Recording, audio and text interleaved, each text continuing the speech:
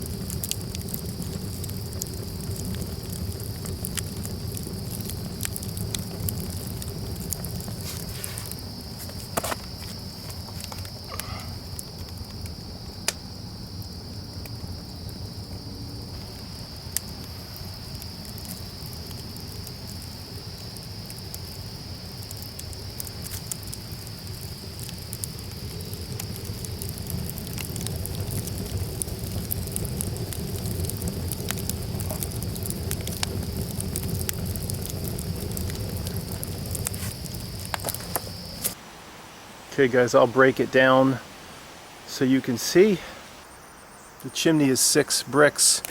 The width of the chimney, or you could say diameter, is just 1 fire brick. And then of course at some point you use something like this to transition to your black stovepipe. A few videos back I showed you how I made a lot bigger one of these. This is just for my tests. So that's all there is between the firebox and this upper chamber. Don't worry about what this metal here is. I'll talk about that when I get down that. The lower piece of metal separates the firebox from the upper chamber, and it's thinner. It's like a rocket stove port. It is thinner than a 1 brick opening. 1 fire brick is 4.5 across. That's only about 3.5 across. I only have a 1 brick opening for the gases to enter from the upper chamber into the chimney. Just a one brick opening. It's really just 1 brick on the side. It's only 2.5. Firebricks 2.5 on the side, 9 by 2.5. That's it. People usually make the spaces they make in the stoves are too large. Even this is larger than what you need for the final chimney. I continue to like the thin firebox, the long and thin firebox. Just 1 brick wide, just 9 inches, and it is 1, 2, 3, 4, 5. It's actually 6 tall. This is just a little bit of a smoke shelf lip here. It gets 1 brick higher, my firebox. I was worried that the high firebox wouldn't pull in or draw as well as the low firebox from the last experiment or so, but it did. It was just fine. No smoke came out the quote door, but I didn't have a door. No smoke came out at all, and that is like a pet peeve of mine for any stove I have in the future. I want to be able to open the door. I want to be able to add wood even when the fire is raging, which you can't do in most wood stoves, because most wood stoves via the baffle pushes everything towards you. You can't open the door till it's just down to the coals. I don't like that. I really like that about this design. Just open it up at any time and throw 2 or 3 more logs in. I made this shelf here. The gases, remember, it's just that 1 brick opening. The gases and flame come along this as a floor and then up the chimney here. The reason for the shelf is just so the gases don't just go right from the back there directly into the chimney. I want them to, they kind of, well, I want them to go up the back for that flame effect because of that little glass door or little glass window I put in. So I think this helps the flames go up the back more for that you know, it's just ambiance for through the glass window, and then they're going to come flat this way. I think if this was all open, I think they might they might take a beeline a little bit more quickly and not hug the wall as much. They seem to know exactly how to get out as quickly as possible. So this I think helps the flame hug the wall. It's just for the ambiance of creating a little, little glass window. You can see the flame shooting up along the back wall, which I think is cool. If you want to make the stove there, that has to be a door. You have to be able to open it and clean it. This was just for the test. Okay, the shelf here is row 18. The shelf is row 18 if you include the base. And again, this is a floor, not a ceiling. The gases have to come on top and then find the chimney. And another big advantage with these, I talk about in every video, with the 2 fire brick across stoves that are just 2 fire bricks across. Anybody can do any design without any special skills, lintels, or angle irons. You can just kind of push the bricks together, and you need mortar, of course, in between. And as long as you have bricks stacking up on this side, that's all you need to hold everything in place. Okay, here's the glass window. It's cracked here. I can't see a thing through the viewfinder, guys. I'm sorry because of the glare here. Assuming you can see everything.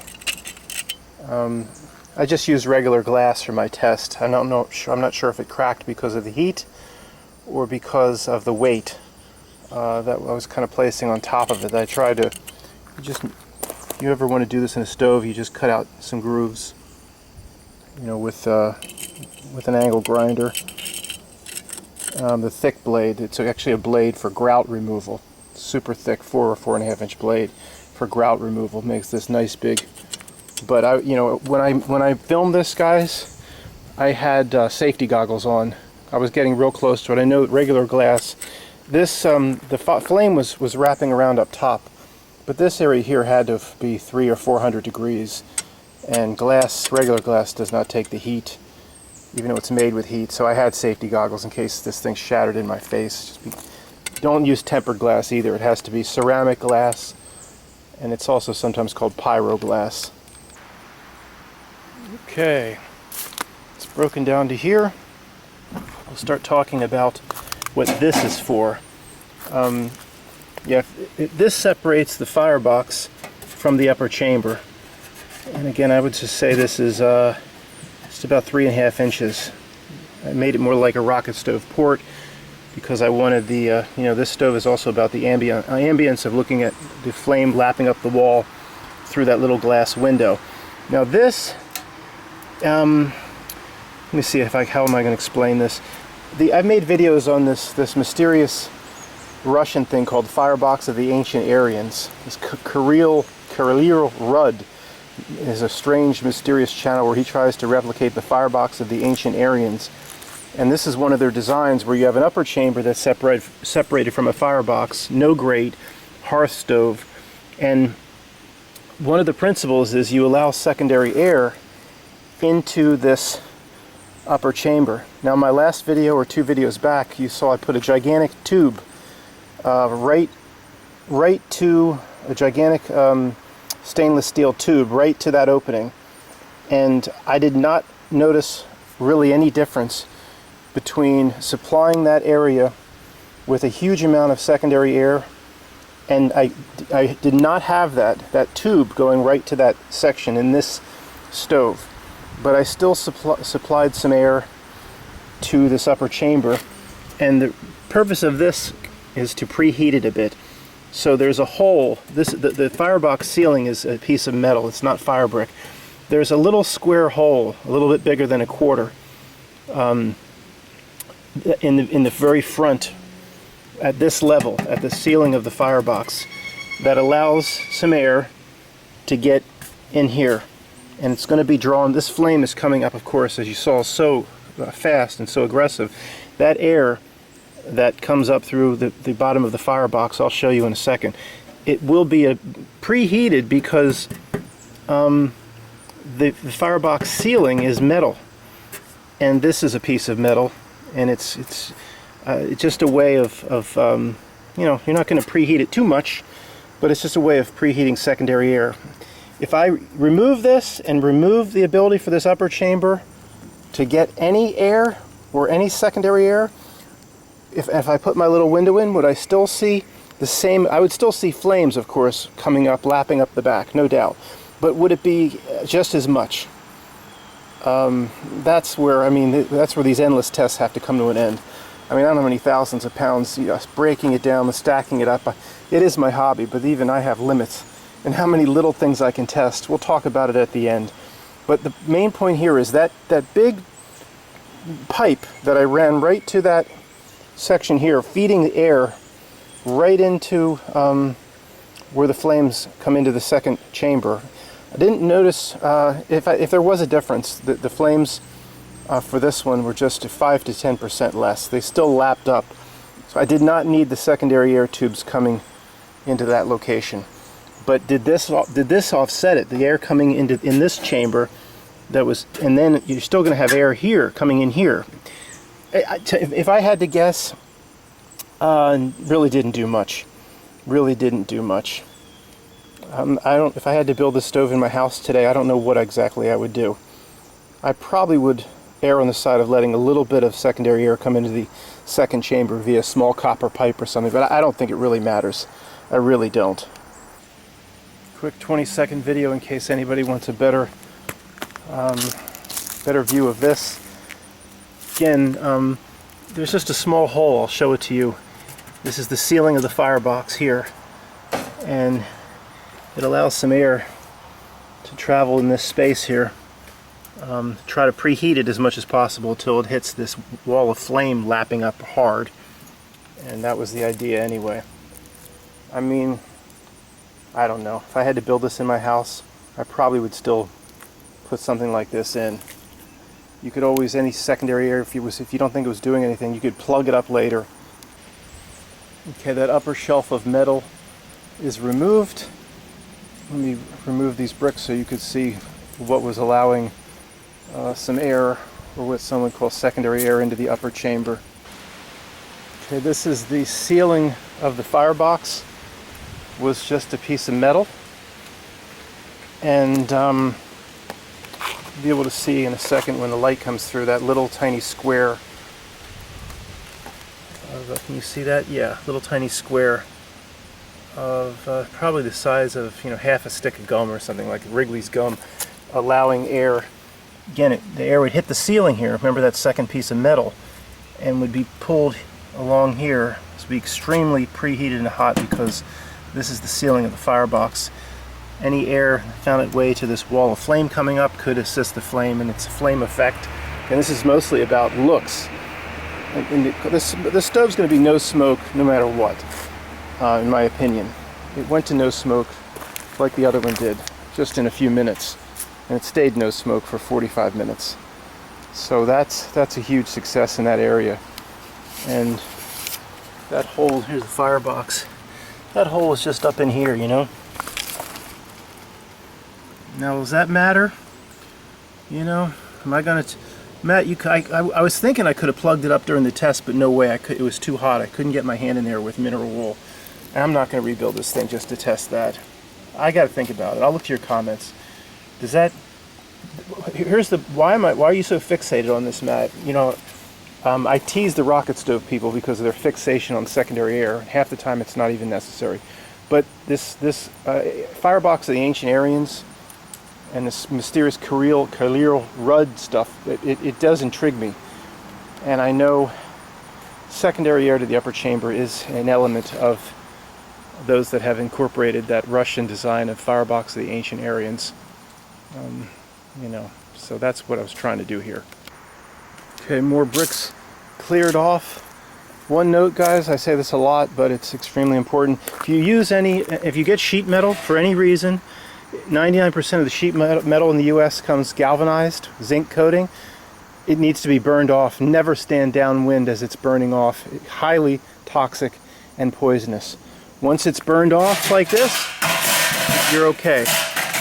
You know, you have to put it basically in flame to burn it off or get the temperatures. Always downwind. Oh, there's no reason I used multiple pieces. It's just what I had, you know, scrap metal. to cover certain areas. I just had to lay it to cover gaps, and you know, there's no reason for all the pieces or anything like that. I just have a bunch of the scrap metal lying around. So the firebox was 1, 2, 3, 4, 5, 6. It was 6. This is just like a little smoke shelf. It was 6 high. Any higher, with one of the principles of this firebox of the Ancient Aryans is it's a low firebox and a longer firebox. So you get that tremendous airflow in this direction. That's why you never, when you have an airflow like that, short and not tall, thin and long, airflows like this aggressively, you never want to use a grate. You never want to put the logs up in the air, because the air will just sneak underneath and find the chimney, and that's like air conditioning that creates a gigantic amount of smoke. You want all the air rushing in to touch the flame and the coals. You need that air to be superheated when it finds the back, that little port thing on the back of this stove. I've learned that lesson the hard way. For this design, put everything up on a grate, and all the air just goes along the bottom, along the cold bottom, and then you get smoke central. And one time it went right right into my neighbors, and I actually had to go apologize. It was so overwhelming. I had to take the hose to it. It's, you know, if you take a hose to a firebox, it's fine, but you take a hose to a regular brick firebox, it'll all crack. Just an FYI for the 1 or 2 people that are still with me. One of the other principles of this firebox of the Ancient Aryans is to, I don't know why, the principle is not to keep this open, but to, you'll see the ceiling is higher. This isn't to scale. I mean, his firebox would be much larger and much deeper, almost down into the ground, dug 10, 12, 14 inches down into the dirt, or insulated. So the idea is you leave the top open. You just keep, you can have huge amounts of wood burning at once. Toss the wood in like that. The air is going to become so forceful, it's not going to let anything out. And you could also find ways to cover this with metal. But the idea between, again, I wish this guy Kirill Rudd would just tell us. It took me like 100 hours to figure out all this little stuff. And even then, I don't know if it's worth anything. But it interests me. He could just tell us, but that life doesn't work that way, right? So the principle is the air, once everything gets going, the air it skims across the top of the firebox. The air flows across the top. So I guess only the top of the wood is it's kind of like a rocket stove effect in a J tube. Only the top portion of the firewood load is really burning at super hot temperatures. And then you have in this firebox of the Ancient Aryans, kind of a 1 brick opening that goes up into the second chamber, very similar to what I just built. But the front looks like this, and these sides usually extend out another brick or so. I don't know if that keeps the air funneling through. I've seen sometimes he cut an angle in this, or an angle brick up here, so the air kind of hits an angle and is forced down. It's a big opening. That's a ton of air. You could cover it up with metal. Firebox would be twice as deep as this, and the big thing that I always, I don't know if I'll ever test it, but it would take, to me, it would smoke like crazy for 30 minutes or so until everything gets going. How's the air getting to that bottom of that very deep firebox? Again, not that his is 2 or 3 times the size of this. This is not to scale. How's the air? I mean, even again, I guess you light it at the bottom slowly, and you keep stacking on top. I don't know, or it seems like I think maybe he just fills the whole thing up and top lights it. Maybe that's it. Maybe it wouldn't smoke like crazy if it's top lit and you have a ton of wood. I'm you know me, I'm gonna have to test the damn thing. I'm gonna have to test this damn firebox of the Ancient Aryans, the deep firebox. That's not what we were doing here. Of course, you wouldn't have what. If I was building this myself, the stove I just built, the test was incredibly successful. There was no smoke. It worked great. I wouldn't play around with this, but of course, in the stove I just built, these wouldn't be here. You would block off the top, and the bottom would be open to let the air in. So this is a completely different approach. It's more like a J rocket stove. Anyway, sorry if that was all over the place. I still don't understand all this horse shit about Firebox, the ancient Aryans. Hey, Kirill Rudd, why don't you just tell us?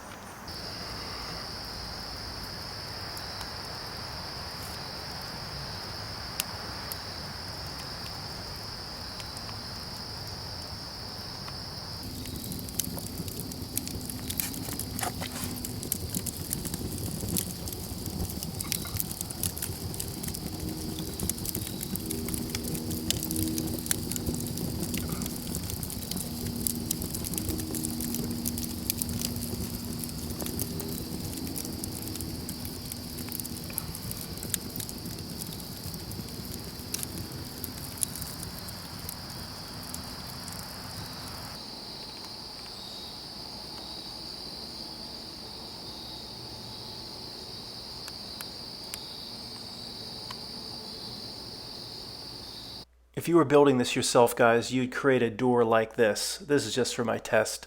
All you'd need is that, 1/2 square at the bottom. You wouldn't leave it open like I just showed you in my test.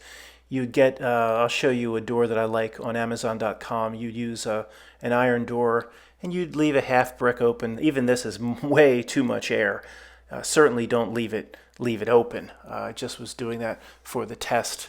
I was really surprised and pleased that usually when you leave it open, you get some smoke out the front, and there was no smoke out the front, but you don't certainly need that much air. You don't even need this much air.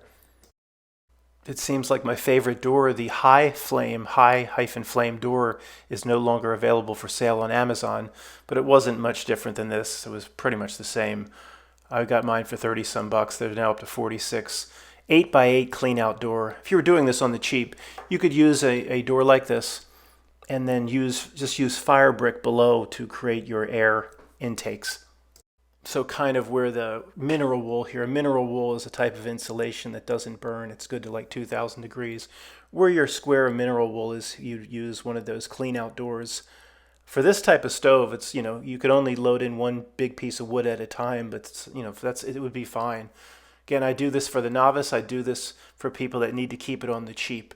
If you want big, nice glass doors, go to firespeaking.com. Firespeaking has reasonable prices on glass doors, but they're not $300 to $400 at least, some more. Again, I do this for people that need to do it on the cheap. So you just you could even use a piece of mineral wool for your door until you got you could put your door in, but that air at the bottom, even that you'd want to have a way like with a piece of metal to block it off. It's just too much air. Your wood will be eaten up very, very quickly. And certainly, like one last time, this was just for my test. You would never leave it open. So in summary, I really, really like the design, especially if you can get that glass door up top for the ambience of the flame lapping up an additional 2 feet. I love everything about it. I like how you can open the door at any time and no smoke will come out into your living room or whatever. Smoke is always moving and fire is moving in one direction. Add logs when it's raging, which is always a big pet peeve of mine with the old iron wood stoves, because the baffle pushes everything forward and you go to open the door and your living room gets smoked out. It always happens. People think there's something wrong with the stove, but they all do that. I like the, but you can't just put a piece of glass in. If it ever gets charred up, you'll never be able to clean it. You need a little glass door or some way to get the glass out to clean it. I really like how you would supposed to use this stove is, what the Russians would do is they would at the top they'd channel the fire and the smoke into additional channels of red brick. This would be your two chamber firebox, and they'd put a red brick box around this firebox, and add an additional 2,000 or 3,000 pounds, and that's great. But you can use this. You could use this as a standalone stove without You know, at the top where I showed the chimney, you just kind of wind it back and forth a few times and then go up, straight up and out. You could use this just as the stove without any red brick surrounding it. Now you'd want to be very careful on your joints because you don't have two layers for any kind of gases seeping out, carbon monoxide. But you know, you need to use refractory mortar, which I need to have a whole video on how to apply refractory mortar to fire brick. But you could basically just make the firebox, the double-tiered firebox, the stove. I think that would be just fine. And it takes again, fire brick will absorb the heat, but it will take a good hour. I guess the bottom part of my stove I measured with a laser thermometer. The bottom got to be about 170 Fahrenheit, which is very, very good. And you know, you'd fire this thing up, you know, 2 or 3 times a day, and it would you keep it fired. You know, you want these types of stoves, you keep fired up every day. You keep it fired for 6-8 weeks straight. And I'm not sure exactly what, you know, ash clean out and things like that. I don't want the air coming from underneath. If you create ash clean out, you want air coming in from the front, but I don't want to turn this video into an hour-long video. I was very happy with this stove design.